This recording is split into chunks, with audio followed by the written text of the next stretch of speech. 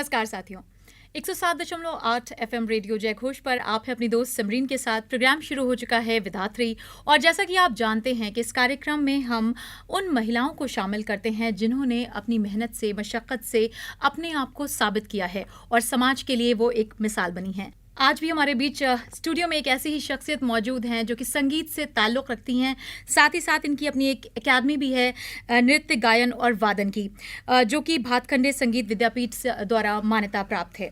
तो आइए बिना देर किए मुलाकात करते हैं और उनकी ज़िंदगी के कुछ ख़ास पहलुओं पर रोशनी डालते हैं। तो डॉक्टर श्रेया, बहुत बहुत स्वागत है आपका हमारे स्टूडियो में। Thank you. तो अगर संगीत की बात की जाए तो आपकी जो पैदाइश है वो बनारस की है, प्रारंभिक शिक्षा भी आपकी वहीं की है।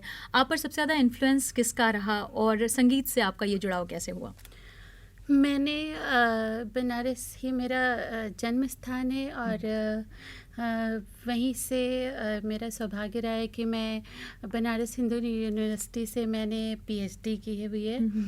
और मेरे जहाँ तक मेरे जीवन पे प्रभाव का प्रश्न है, मैं सबसे ज़्यादा अपने डैडी से प्रभावित रही हूँ, क्योंकि उन्होंने मुझे अपने आप में एक परिपूर्ण जीवन कैसे जिया जाता है उसकी शिक्षा दी। दो तरह से हम शिक्षा लेते हैं। एक वो होती है जो हमारा एक किताबी ज्ञान होता है जो हम पुस्तकों से लेते हैं।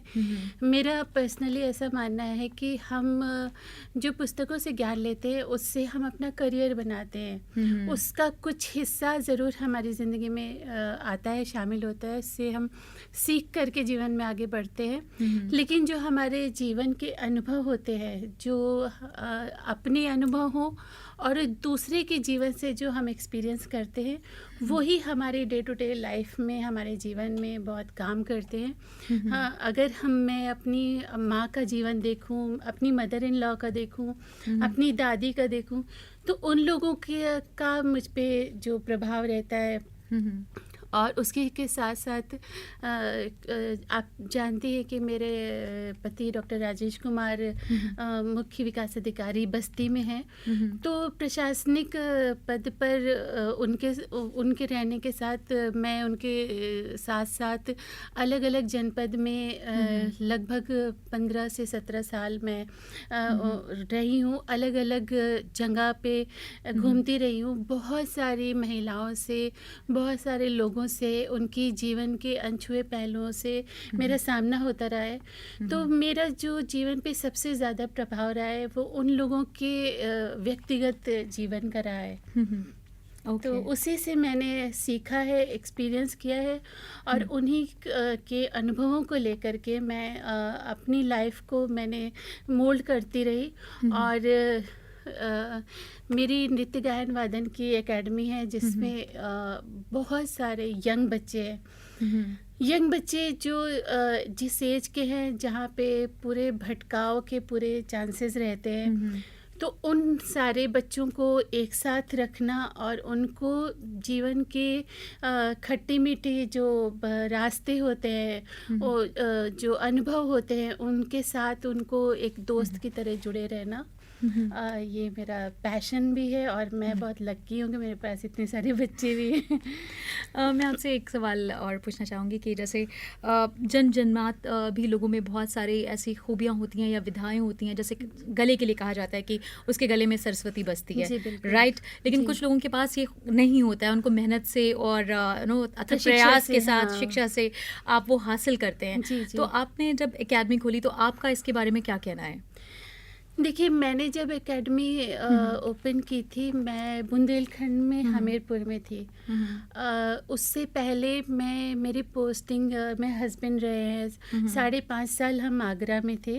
उसके बाद 4 साल में मथुरा रही। मतलब 9.5 साल पश्चिमी उत्तर प्रदेश में रहने के बाद मथुरा से सीधे हमें बुंदेलखंड में हमारा ट्रांसफ़र हो गया। तो बुंदेलखंड मतलब उस समय, अब तो बहुत ही ज़्यादा डेवलप हो चुका है। उस समय ऐसा नाम से, क्योंकि मैं कभी गई नहीं थी उधर, तो मुझे लग रहा था कि भगवान, मैं मतलब कहाँ को जा रही हूँ। लेकिन वो मेरे लिए इतना अच्छा टर्निंग एक मेरे लाइफ का मोड़ रहा कि वहाँ पहुँचने के बाद जहाँ मतलब जो एक भोग विलासिता की चीज़ें हम लोग जिनमें जैसे हम मूवी के लिए जा रहे हैं, मॉल में जा रहे हैं, वो चीज़ें बिल्कुल भी वहाँ पे नहीं है। मैंने वहाँ जाके पास से महिलाओं के, बच्चियों के जीवन को देखा कि जो घर से भी जल्दी बाहर नहीं निकल पाते थे। तो मैंने वहाँ पे उन और उस समय की बात कर रही हूँ जब मैं बुंदेलखंड में थी। पढ़ाई की भी बहुत अच्छी सुविधा भी नहीं थी और पेरेंट्स जल्दी अलाउ भी नहीं करते थे। तो वो बच्चे ऐसे जैसे भटकाव की स्थिति में मैं देखती थी। तो मुझे ऐसा लग रहा था कि अगर इन बच्चों में मतलब मेरा ऐसे मानना है कि सभी को हम आईएएस, पीसीएस, डॉक्टर, इंजीनियर नहीं बना सकते हैं। बहुत सारे बच्चे बहुत दूसरी फील्ड्स में बहुत टैलेंटेड रहते हैं। तो और अगर सारे बच्चे आईएएस, पीसीएस, डॉक्टर, इंजीनियर या बिजनेस में जाएंगे तो जो हमारी कला है, संस्कृति है, जो हमारी धरोहर है, उसको कौन संभालेगा? बिल्कुल। तो उसके कारण मैंने वहाँ पे एकेडमी स्टार्ट की और ईश्वर की कृपा रही और सीडीओ साहब का साथ रहा। और स्पेशली मैं बुंदेलखंड के लोगों को बोलूँगी कि उन लोगों ने इतना मुझ पे विश्वास दिखाया कि अपनी बच्चियाँ, वो बच्चियाँ अब 10 साल हो गए हैं मेरे साथ है अब तक। अच्छा। वो लड़कियां मेरे साथ ही रहती हैं और काफ़ी सारी बच्चियों की शादियां मैंने की। तो इस तरह से एक जीवन का सफ़र चलता रहा। जी। लड़कियों के लिए देखा जाए तो आजकल का जो दौर है उसमें चाहे स्पोर्ट्स हो, चाहे शिक्षा हो, वो बहुत अच्छा कर रही हैं, अपनी अपनी फील्ड में बहुत अच्छी महारत हासिल कर रही हैं। बट फिर भी देखा जाए तो कुछ परिवार ऐसे हैं जहाँ पर लड़के और लड़कियों का जो भेदभाव होता है उसकी वजह से उनको बहुत सारी दिक्कतों का सामना करना पड़ता है। तो उससे वो कैसे ओवरकम करें? देखिए, ऐसा है कि अपने जो लोग सक्षम हैं, है ना, एक आइकॉन बन सकते हैं। उन लोगों को अपना कंफर्ट जोन तोड़ करके, उससे बाहर निकल करके आगे खड़ा होना पड़ेगा। जब वो आगे खड़े होते हैं तो पीछे लाइन अपने आप लगना शुरू हो जाती है। ये मैं अपनी लाइफ के एक्सपीरियंस से मैं बता रही हूँ। चाहे मैं बुंदेलखंड में रही हूँ या इस समय मैं बस्ती में रह रही हूँ। जब मैं मंच पे जाके खड़े होकर के मैं लोक नृत्य करने लगती थी तो लोग ऐसे घर में महिलाएं कहती थी कि जब वो कर सकती है तो मैं क्यों नहीं, वो गा सकती है तो मैं क्यों नहीं। हाँ। वो एक तो घर वालों ने भी एक तरह से वो किया कि नहीं, आप हो मैम तो फिर हमें कोई दिक्कत नहीं है, मेरी बच्ची आपके पास जा सकती है, मेरे घर की जो मेरी पत्नी है, बहनें आपके साथ जा सकती है।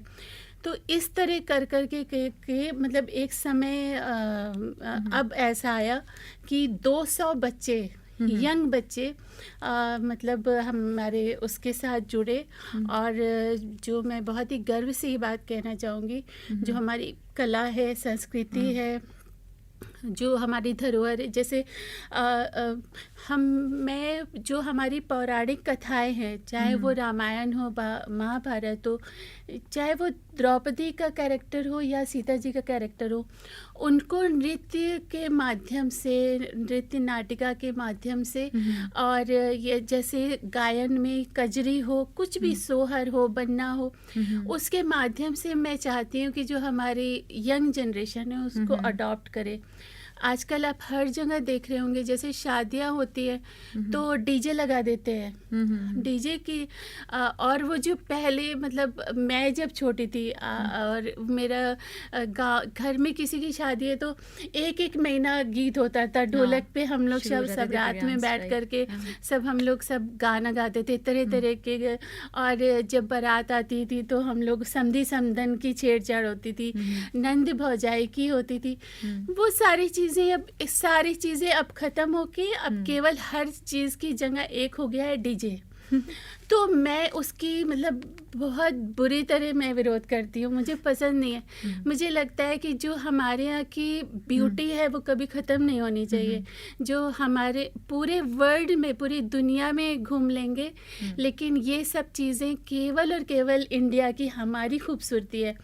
और हम पता नहीं क्यों, मतलब मैं बच्चों को बताती हूँ कि हम पता नहीं क्यों उन चीज़ों को छोड़ छोड़ के हम वेस्टर्न चीज़ें अपनाना चाहते हैं। तो बच्चे, अब मुझे बहुत खुशी होती है जब, जैसे हमने अपनी एकेडमी में मैंने कुर्तियाँ सिलवा के रखी हैं। तो अगर बच्चियाँ, मैं उनको मना नहीं कर रही हूँ, लेकिन मैं ये चाहती हूँ कि जब आप हमारे यहाँ आओ तो आप टी शर्ट जो भी आपने आप निकालो, आप कुर्ता पहनो और प्रॉपर एक गुरुकुल की तरह, जैसे आपके यहाँ हमारे यहाँ चलती थी, एक गुरु में भी वो उसकी गरिमा हो और शिष्य में भी एक उस तरह का एक भाव हो कि हम यहाँ शिक्षा ग्रहण करने आए। तो मैं अपने लेवल से मैं कोशिश कर रही हूँ कि मैं उसको बनाए रखूँ। ये बातों का सिलसिला जारी है, लेकिन हम चाहेंगे उससे पहले आप एक छोटा सा मधुर सा कुछ हमारे दर्शकों को और श्रोताओं को सुना दें अपनी आवाज़ में।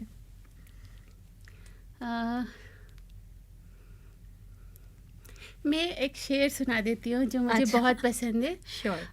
कि लम्हे लम्हे की सियासत पे नज़र रखते हैं, हमसे दीवाने भी दुनिया की खबर रखते हैं। क्या बात है। लम्हे लम्हे की सियासत पे नज़र रखते हैं, हमसे दीवाने भी दुनिया की खबर रखते हैं। मार ही डाले बेमौत ये दुनिया वो है, हम जो जिंदा है तो जीने का हुनर रखते हैं। वाह, क्या बात है। बात हो रही है हुनर की, तो मैं आपसे ये जानना चाहूँगी कि आपका एक लंबा अरसा गुजरा है संगीत साधना करते हुए, तो इस दौर में, इस मधुर सफ़र में आपका किस किस का सानिध्य रहा और आपके गुरु कौन रहे?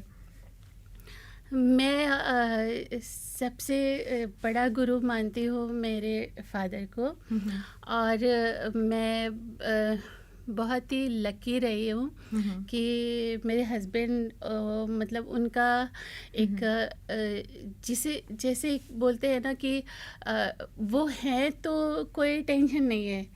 तो उन्होंने मुझे हर कदम पे, जहाँ पे मैं जैसे थोड़ा बैक सा फील करती हूँ या फिर ऐसा लगता है कि मैं बहुत मेहनत कर रही हूँ और उतना अच्छा रिज़ल्ट नहीं मिल रहा है, और जो बहुत सारे बच्चे हैं मेरे साथ, वो बच्चे मुझे बहुत उम्मीद की नज़र से देखते हैं। बहुत मुझ पे उन्हें बहुत ट्रस्ट है, उनके पेरेंट्स को मुझ पे बहुत ट्रस्ट है। उनको लगता है कि इतने बरसों से मेरे बच्चे मैम के साथ हैं, तो आज नहीं तो कल मतलब वो अपने पैर पे खड़े होंगे।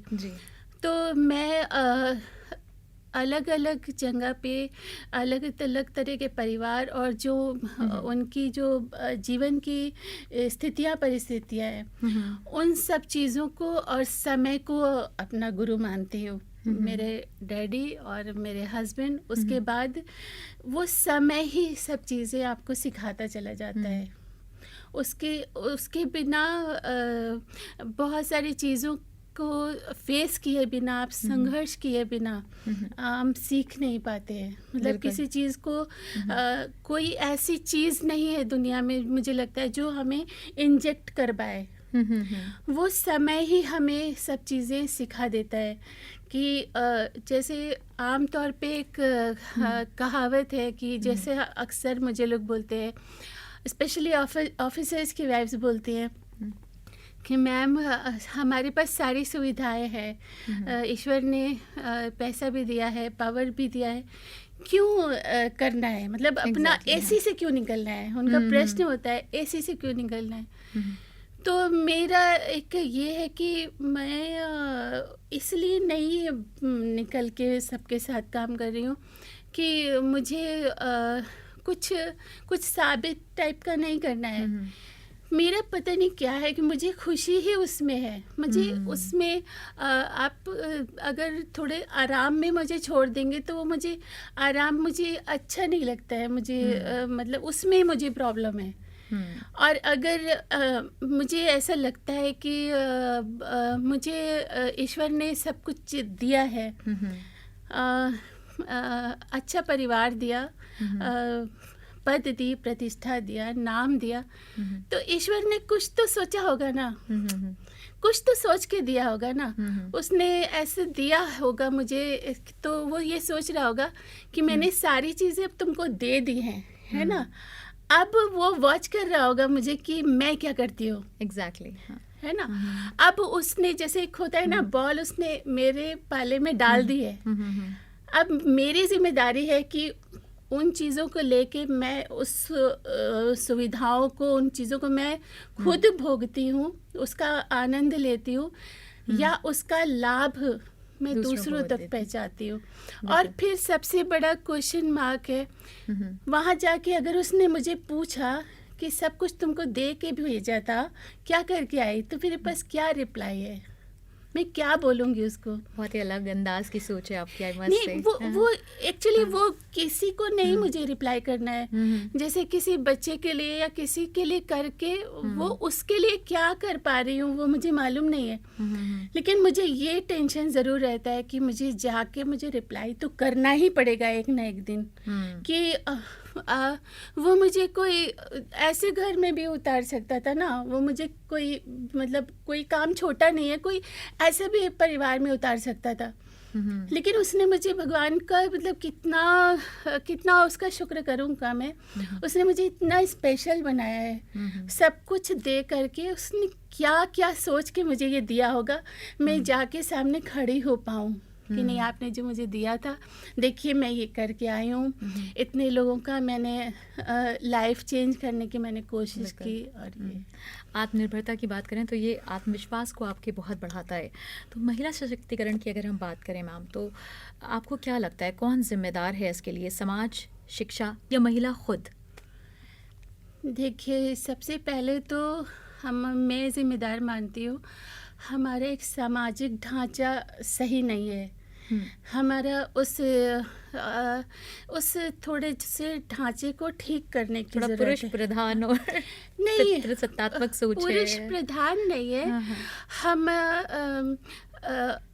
औरत अपने आप को पहचान नहीं रही है, उसको खुद को पहचानने की जरूरत है। मैं अपनी इज्जत नहीं करूँगी तो कोई नहीं करेगा।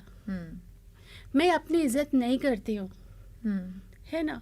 घर में हमेशा जो आम तौर पे सुनते आए हैं कि अगर किसी भी इम्पोर्टेंट चीज़ में अगर औरत घर की बोल रही है तो मर्द की आवाज़ आम तौर पे यही आती है, तुम चुप रहो, तुम्हें क्या पता है, तुम जानती हो कुछ, चली आती हो बीच में। एक आम बात है। तो वो क्यों ऐसा है, और वो चुप हो जाती है। औरत खुद ये बोलती है, नहीं उसके पापा को सही पता है, वो बोल रहे हैं तो सही बोल रहे होंगे। ऐसा कैसे हो गया है? दुनिया की आधी आबादी औरत है, आधी आबादी मर्द है।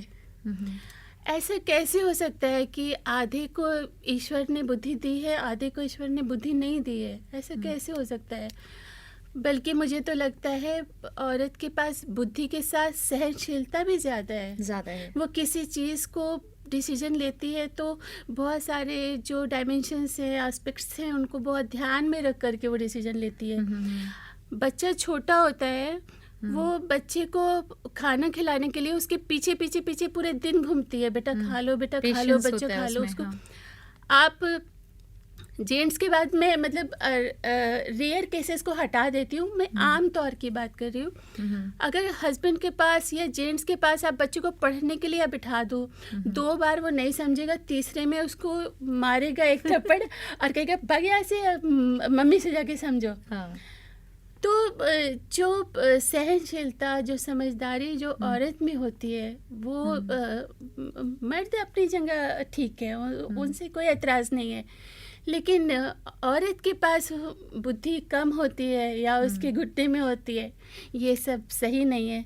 और औरत को जिस दिन वो खुद अपनी इज्जत करना सीख गई, वो खुद समझ गई, उस दिन बहुत सारे चेंजेस आ जाएंगे। अभी तो जैसे आप जानती है कि जब से हमारे आदरणीय नरेंद्र मोदी सर, हमारे प्रधानमंत्री जी, हमारे प्रदेश, ये उत्तर प्रदेश के सीएम सर, हमारे योगी सर, और जब इनके आने के बाद हमारी जो मिशन शक्ति और उसका फ़ेज़ 1, फ़ेज़ 2 और उसका बहुत बड़ा हिस्सा रही हूँ मैं। और बेटी बचाओ बेटी पढ़ाओ, नारी सशक्तिकरण, स्वावलंबन, उनकी सुरक्षा, उन चीज़ों को लेकर के अब घर घर बात होने लगी है। लोग उसके बारे में बातें करने लगे हैं। उनकी सुरक्षा को, उनकी आत्मनिर्भर बनाना एक अहम मुद्दा अब हो गया है। तो उससे बदलाव काफ़ी हुए हैं। मतलब शासन और प्रशासन वो पूरी तरह से कमर कस के खड़ा है कि वो औरतों को स्वावलंबी बनाए, आत्मनिर्भर बनाए। लेकिन प्रॉब्लम ये है कि जब हम खुद ही नहीं करना चाहते हैं, फिर क्या, फिर कैसे होगा? उसके लिए ये बहुत ज़रूरी है कि हम एक माहौल ऐसा तैयार करें कि जैसे जो जितनी भी चीज़ें चल रही हो, उसके साथ साथ एक बहुत अहम मुद्दे पे बहुत बड़ा अभियान चलना चाहिए, दहेज। दहेज पर एक बहुत बड़ा अभियान चलना चाहिए। दहेज मतलब जो सबसे बड़े वाले क्राइम हैं, उन क्राइम में इनका नाम होना चाहिए, ताकि जैसे ही बेटियां पैदा हों, वो माँ बाप को वो चिंता ना हो जाए। इसको पढ़ाना है, लिखाना है, बड़ी होगी, शादी करना है, शादी के लिए बहुत सारे पैसे चाहिए, शादी के लिए बहुत सारे पैसे चाहिए। किसी भी कम्युनिटी में, किसी कम्युनिटी में कम है, किसी कम्युनिटी में ज़्यादा है, लेकिन है सब जगह। करेक्ट है ना, है सब जगह। कोई भी रिलीजन, कोई भी कास्ट वो मना नहीं कर सकती है कि नहीं, ऐसा नहीं है। इवन जो हमारे यहाँ सामूहिक विवाह होता है, उसमें भी इतना सही हम दहेज देते हैं। तो हाँ, बेटी और दहेज सब देने का काम बेटी वाले कर रहे हैं, तो बेटी वाले चिंता नहीं करेंगे तो कौन करेगा? सही करेंगे। इसलिए हमें हमारे सामाजिक स्ट्रक्चर को बदलने की ज़रूरत है।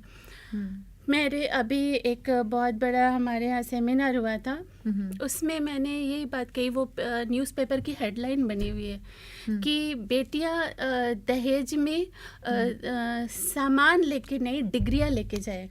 करेक्ट। और मैंने पेरेंट्स से एक बहुत बड़े स्तर पे मैंने ये अभियान चलाया है कि आप जो भी पैसा आप शादी के लिए रख रहे हो, वो शादी में मत दो, आप उसका करियर बनाओ। जिस दिन वो बच्ची अपने पैर पे खड़ी हो गई ना, तो बहुत सारे फ्री में घुटनों के बल आके ले जाएंगे। करेक्ट। शादी की चिंता मत करो, शादी तो अपने आप हो जाएगी। आप पहले उसको आत्मनिर्भर बनाओ। और आप पैसे दे के भी क्या गारंटी है कि वो जाके खुश रहेगी? आपकी जो एकेडमी है उसका क्या मकसद था? आप जैसे हम लोग बातचीत कर रहे थे तो उसमें भी आपने बताया था कि आप उसमें महिलाओं के उत्थान का भी आपका एक कॉन्सेप्ट था उसको एकेडमी को चलाने का, तो उसके बारे में हमारे श्रोताओं और दर्शकों को बताइए। देखिए, जब जैसे हम फैशन शो कराते हैं, फैशन शो में हमारा जो एक वेस्टर्न फैशन शो है, हम वो नहीं करते हैं। हम उसमें श्री राधा कंपटीशन रखते हैं। अच्छा। लेडीज़ के लिए मैया यशोदा कंपटीशन रखते हैं। अपने यंग बच्चों के लिए, बॉयज़ के लिए हम श्री कृष्णा कंपटीशन रखते हैं। छोटे बच्चों के लिए हम लड्डू गोपाल कंपटीशन रखते हैं। तो मेरा जो भी काम होता है वो मैं ज़्यादातर मेरा उससे रिलेटेड रहता है कि महिलाएं और बच्चियां जो हैं वो जड़ों से जुड़ी रहें, मतलब उससे वो बाहर ना निकलें। और उ ये सारे प्रोग्राम्स करके हम मतलब एक बहाना है सबको एक साथ करने एक का, साथ करने का, कि हाँ। जब हम ऐसे एक प्रोग्राम का हम बताते हैं तो महिलाएं सब एक साथ हो जाती हैं, बड़े तादाद में लड़कियां एक साथ हो जाती हैं। तो जब एक साथ हो जाती है तब उनके बारे में फिर हम डिस्कस करते हैं कि यहाँ आप लोगों को मतलब क्या मेन प्रॉब्लम क्या है। आप पैर पे नहीं खड़े हैं, जैसे वहाँ पे हमीरपुर में मैंने सैनिटरी नैपकिन का एक यूनिट डाला। ओके। तो उसमें मैंने 25 महिलाओं को मैंने पहले खुद ट्रेनिंग ली, अकेले इंजीनियर आए थे तमिलनाडु से। अच्छा। फिर मैंने अकेले ट्रेनिंग ली क्योंकि उन्हें ज़्यादा समय नहीं था, ज़्यादा दिन रुक नहीं सकते थे। फिर मैंने 25 महिलाओं को ट्रेनिंग दी।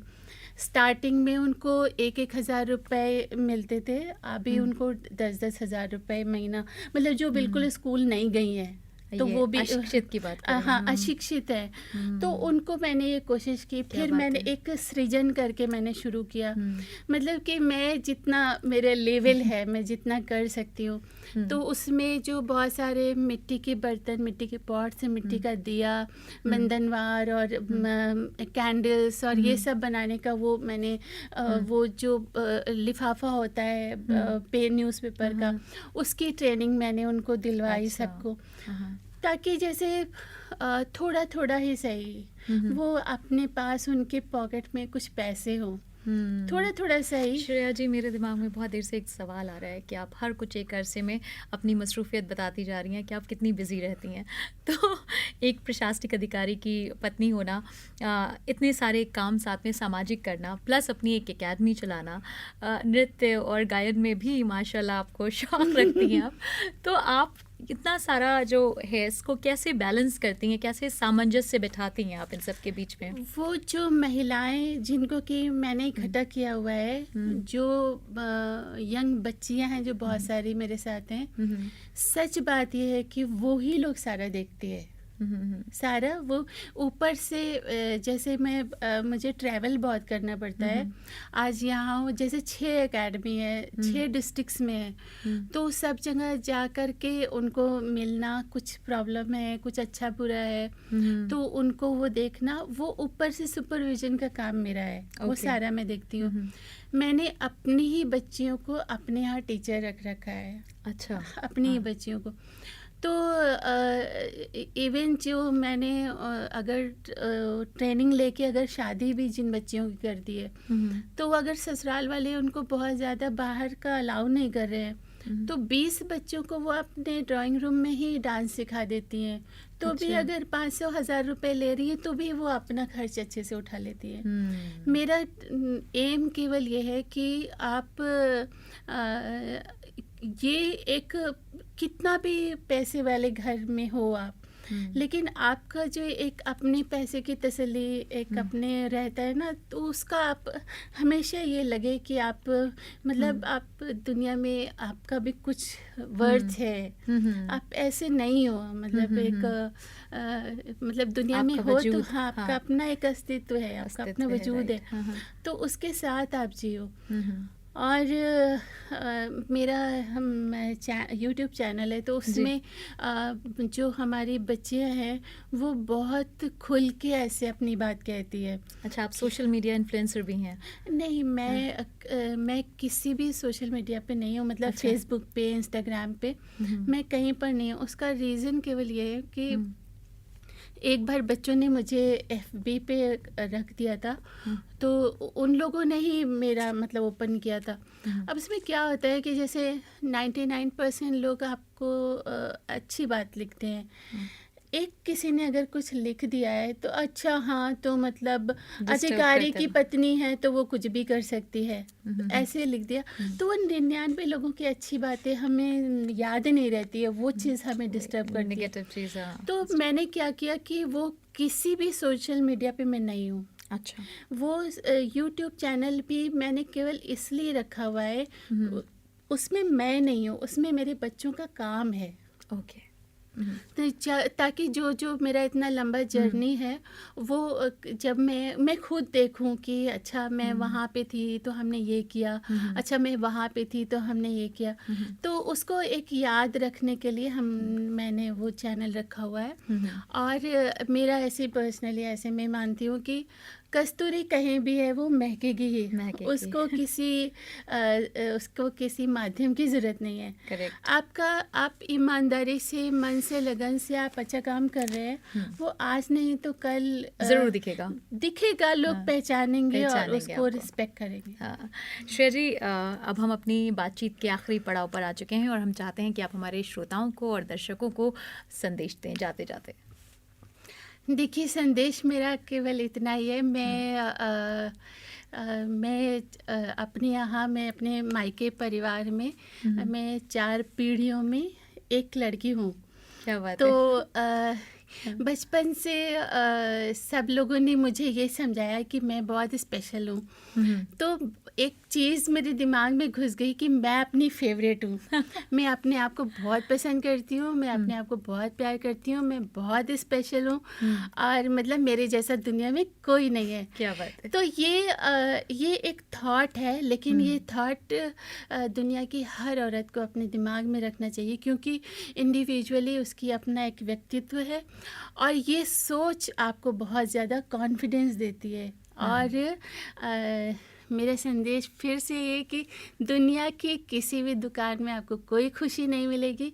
खुशी आपके अंदर है और आपके पूरे अंदर ही आपकी अपनी महफिल है, उसको सजाए रखिए, कहीं बाहर ढूंढने मत जाइए। और आपके पास खुशी है तो आप खुशी दे सकते हैं। और लोग कहते हैं कि यहाँ पर आत्मा है, मतलब जो भगवान है वो हमारे यहाँ पर है। तो यहाँ पर जैसे मंदिर में हम कोई डस्टबिन नहीं रख सकते हैं ना, उसमें खराब चीज़ें नहीं रख सकते हैं ना, मंदिर तो साफ सुथरा रहता है ना। तो यहाँ अगर भगवान है तो यहाँ मंदिर है। यहाँ पे ईर्ष्या, जलन, बुरी सोच, किसी भी बुरी चीज़ को आप यहाँ मत रखो, क्योंकि यहाँ भगवान है, वो उसको अच्छा नहीं लगेगा। और मन को अपने डस्टबिन मत बनाओ, अच्छे विचार रखो। और भगवान एक बार को शायद आपकी इच्छा छोड़ दे, ना सुने, लेकिन अगर आपने किसी का भला किया है तो उसका आशीर्वाद भगवान को भी मजबूर कर देगा आपको सुख देने के लिए। तो इसलिए अपना अच्छा काम करते रहो। तो आई एम श्योर दर्शकों और हमारे जो लिसनर्स हैं, आपने सुना श्रेया जी को और उनकी बातों से आपकी ज़िंदगी में ज़रूर कुछ ना कुछ बदलाव आएगा। हमारे इस कार्यक्रम का मकसद भी यही है। तो इसी के साथ हमें इस कार्यक्रम से दीजिए इजाज़त। श्रेया जी, आप आई, अपने विचार हमारे साथ साझा किए, इसके लिए बहुत बहुत धन्यवाद। Thank you so much.